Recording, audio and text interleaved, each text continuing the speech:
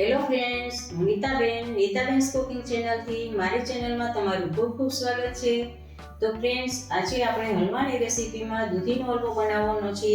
તો જે માવા વગર જ પણ માવા નાખીને બનાવ્યો હોય એવો જ એકદમ ટેસ્ટી અને મજેદાર એવો દૂધીનો હલવો કેમ બનાવવો તે જોઈએ. દૂધીનો હલવો બનાવવા માટે આ 750 ગ્રામ આપણે દૂધી લીધી છે. એકદમ જાડી નહીં અને પાતળી નહીં એવી, ઓછા બિયા હોય એવી આપણે દૂધી લેવાની છે. અને આ 500 મિલી એટલે કે અડધો લીટર આપણે દૂધ લીધું છે. આ લીલો ફૂડ કલર છે, આ એલચી પાવડર છે, આ 3 થી 4 ચમચી આપણે મલાઈ છે, ફ્રેશ મલાઈ છે આપણી ઘરની જ, અને 250 ગ્રામ આપણે ખાંડ લીધી છે, અને 4 ચમચા છે, 4 મોટી ચમચી આપણે ઘી લીધું છે. બસ આટલી વસ્તુમાંથી આપણે હલવો બનાવવાનો છે. તો ચાલો આપણે હવે હલવો બનાવવાનું સ્ટાર્ટ કરીએ. અને સાથે આપણે આ 1 વાટકી ડ્રાયફ્રૂટ્સ પણ જોશે. સૌથી પહેલાં તો આપણે આ દૂધીને છાલ ઉતારવાની છે. આપણે આ ભાગને કટ કરી લઈએ અને છાલ ઉતારી લઈએ. પિલરની મદદથી આપણે દૂધીની બધી જ છાલ ઉતારી લેવાની છે.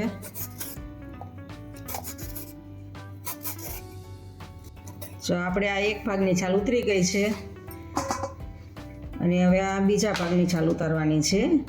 એને પાછળનો ભાગ આવી રીતે આમ કટ કરી લઈએ.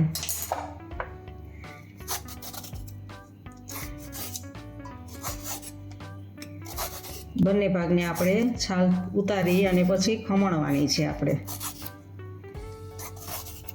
બધી જ છાલ ઉતારી લીધી છે. હવે આપણે આ વાસણમાં આ જાડા કાણાવાળી ખમણી છે, એ ખમણીની મદદથી આપણે દૂધીને ખમણવાની છે.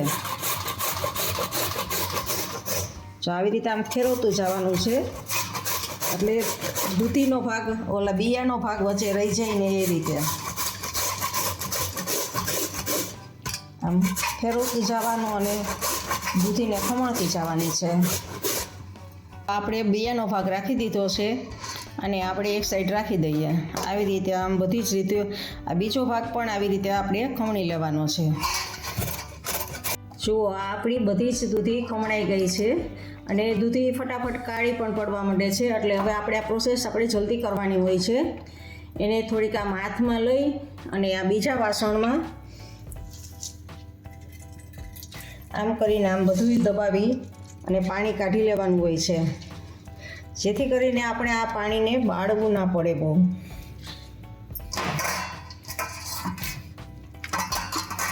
પાછું બીજું લઈને પાછું એને પણ એવી જ રીતે કરવાનું છે.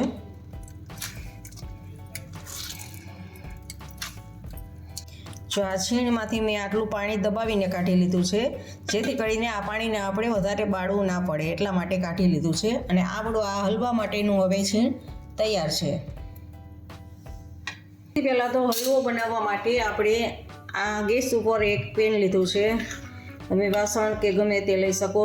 એમાં હું 2 ચમચી જેટલું, મોટી 2 ચમચી ઘી એડ કરું છું.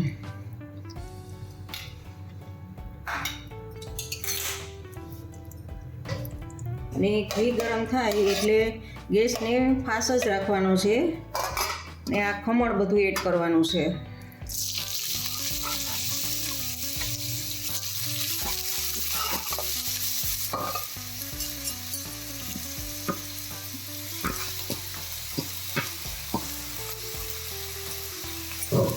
બધું જ ખમણ એડ કરીને એને સાતળવાનું છે.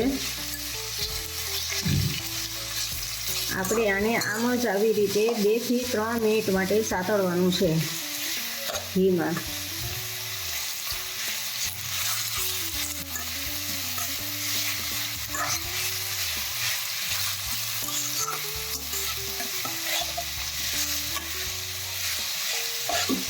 ગેસને ધીમો કરી દઈએ અને બીજા ગેસ ઉપર આપણું અડધો લીટર દૂધ છે એ ઉકળવા મૂકવાનું છે.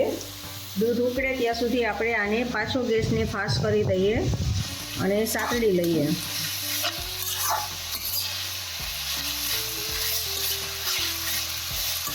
આમ સતત હલાવતા રહેવાનું છે, જેથી કરીને નીચે ના બેસી જાય.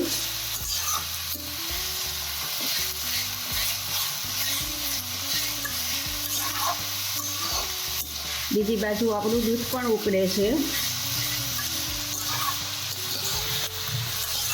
દૂધ ઉકળી જાય ત્યાં સુધીમાં આપણું આ સતળાઈ જાય એટલે આમાં દૂધને પછી એડ કરવાનું છે.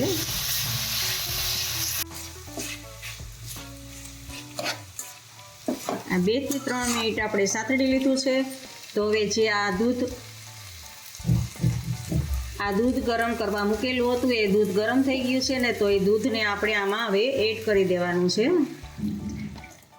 હું આમાં આવી રીતે ગરમ દૂધ એડ કરું છું, જેથી કરીને હલવો સરસનો એકદમ માવાવાળો હલવો થાય. સરસ માવો નાખેલો હોય ને એવું જ લાગે એવો સરસનો હલવો થશે. હવે આને આમાં જ આપણે ચડવા દેવાનું છે. દૂધમાં ચડવા દેવાની છે. ગેસને ફૂલ રાખવાનો છે અને લગભગ આને ચડતા આપણે 12 થી 15 મિનિટ જેવું થશે. દૂધ બધું જ બળી જશે અને દૂધી અંદર છે એ બધી જ આપણી ચડી જશે. તો વચ્ચે વચ્ચે આમ હલાવતા રહેવાનું છે ક્યારેક ક્યારેક અને ચડવા દેવાની છે.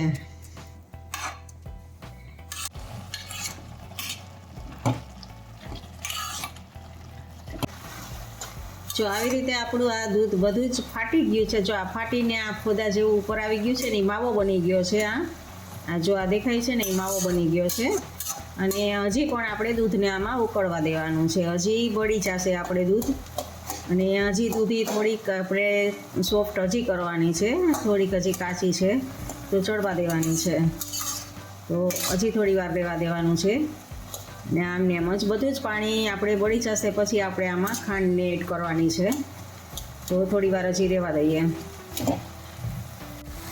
આપણે દૂધ હવે બધું જ બળી ગયું છે. તો આપણે આ જે આપણી સિક્રેટ એક આ છે મલાઈ નાખવાની છે. માવાની જગ્યાએ આપણે આ મલાઈનો ઉપયોગ કરીએ છીએ, જે માવાની જેમ જ કામ કરશે. આ મલાઈને એમાં એડ કરવાની છે. ઘરની ફ્રેશ એવી મલાઈ લેવાની છે. મલાઈમાંથી જ માવો બની જશે, ઓગળશે ને બળશે ને એટલે. અને હવે ફરી પાછું આપણે આને હલાવવાનું છે. દૂધી જ્યાં સુધી આપણી સોફ્ટ ન થાય ને ચડી ના જાય ને ત્યાં સુધી આપણે આને સાતળવાનું જ છે. અને ખાંડ નાખવાની ઉતાવળ કરવાની નથી. જો કે ખાંડ નાખશો ને પછી આપણી દૂધી ચડશે નહીં. એટલે પહેલાં દૂધમાં ને મલાઈમાં જ આપણે પકાવી લેવાની છે દૂધીને. જો આપણું બધું જ દૂધ અને મલાઈ બધું જ બળી ગયું છે અને હવે દૂધી પણ આપણી સોફ્ટ થઈ ગઈ છે. એકદમ સોફ્ટ થઈ ગઈ છે. તો હવે આપણે આ ટાઈમે આપણે ખાંડ એડ કરવાની છે. આ 250 ગ્રામ ખાંડ છે, એમાંથી થોડીક આપણે 50 ગ્રામ જેટલી બચાવીએ ખાંડને. 200 ગ્રામ જેટલી ખાંડ હું ઉમેરું છું. આપણે દૂધી 750 ગ્રામ હતી, 1/4 કિલો હતી, તો એની સામે 250 ગ્રામ લીધી હતી, પણ મેં અત્યારે આમાં 200 ગ્રામ નાખી છે. પછી આપણે એવું લાગે તો થોડુંક આપણે ચેક કરી લેવાય મીઠાશમાં કેટલું વધારે થોડું. તો કોઈ ગળ્યું ખાતા હોય, ઓછું ખાતા હોય ગળ્યું, તો એ પ્રમાણે તમને તમારા ઘરમાં કેવો ટેસ્ટ જોઈએ છે એ પ્રમાણે તમે હજી વધારે નાખી શકો. આપણે જે ઓછી કાઢી લીધી છે એ પાછી નાખી શકાય છે. તો ખાંડ નાખવાથી આપણું આ પાછું મિશ્રણ છે ને એ ઢીલું પડે છે. ખાંડ જેમ ઓગળશે ને એમ આપણું આ મિશ્રણ ઢીલું પડે છે. તો એકદમ ઢીલું પડી ગયું પાછું મિશ્રણ. અને હવે આ મિશ્રણ ઢીલું પડી ગયું છે ને તો એ ટાઈમે આપણે ગેસને થોડોક ધીમો કરી લઈએ. અને એમાં આપણે હવે ફૂડ કલર નાખવાનો છે. ફૂડ કલર છે એ ખાવાના કોઈ પણ ઉપયોગમાં જ આપણે ઉપયોગ કરતા હોઈએ છીએ. એટલે એવું હોય છે કે નુકસાન નથી કરતા, કારણ કે ગમે તે મીઠાઈની દુકાનેથી આપણે લઈએ છીએ મીઠાઈ, તો એમાં ફૂડ કલર તો હોય જ છે, તો જ એનો કલર આવતો હોય છે. એટલે એ ફૂડ કલર આપણે લેવાનો છે આમાં, જેથી કરીને થોડોક સરસ કલર આવે. આપણે જેટલો આમાં નાખવો હોય એ પ્રમાણે જોઈ લેવાનું, આમાં નાખી દેવાનું છે અને હલાવી લેવાનો છે, જેથી કરીને આ ટાઈમે આપણો કલર પણ પાકી જાય અને ફ્લેવર્સ આમાં ફૂડની સાથે કલરની સાથે સાથે થોડીક ફ્લેવર્સ પણ હોય છે એ પણ આમાં આવી જાય. અને હવે આપણે પાછો ગેસને ફૂલ કરી દઈએ અને હલાવતા રહીએ. થોડુંક હલાવીએ, થોડુંક બળવા દઈએ, હજી કઠણ થઈ જાય પછી આપણે એલચી પાવડર ને ડ્રાયફ્રૂટ્સને એવું બધું નાખવાનું હોય છે. થોડુંક હજી હલાવીએ ને કઠણ થવા દઈએ.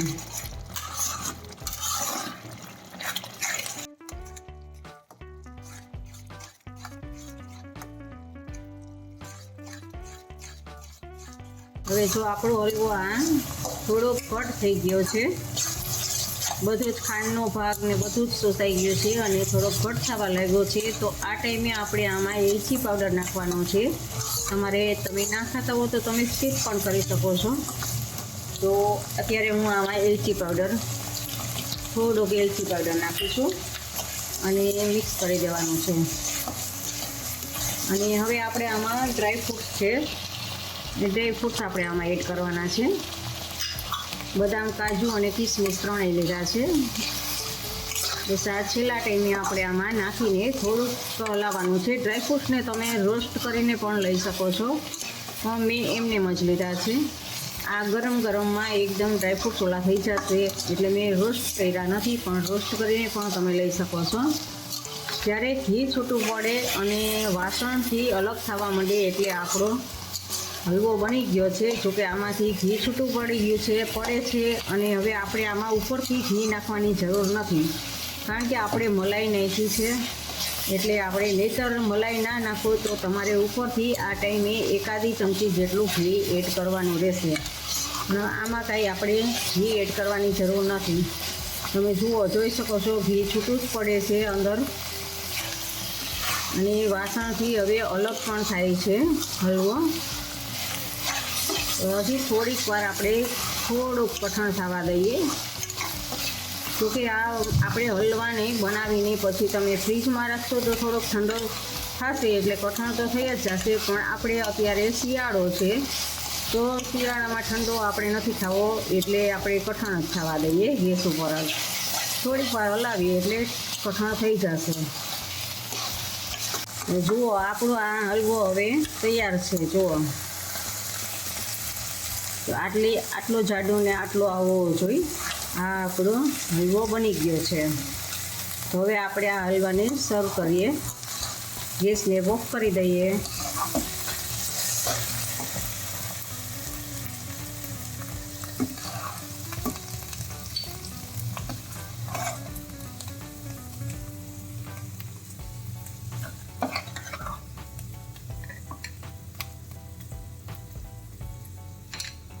આપણો હલવો આ રેડી છે. ફ્રેન્ડ્સ, તમને મારી રેસીપી પસંદ હોય તો લાઈક અને શેર કરજો, અને તમે મારી ચેનલને પહેલી વાર જોતા હો અને સબસ્ક્રાઈબ ન કર્યું હોય તો સબસ્ક્રાઈબ કરજો, જેથી મારી નવી નવી રેસીપીના દરેક વિડીયો તમને જોવા મળે. ઇન્સ્ટાગ્રામમાં મારા પેજને ફોલો કરજો, મેં નીચે લિંક આપેલી છે. આવજો, બાય. ફરી મળીએ નવી રેસીપી સાથે. જય શ્રી કૃષ્ણ.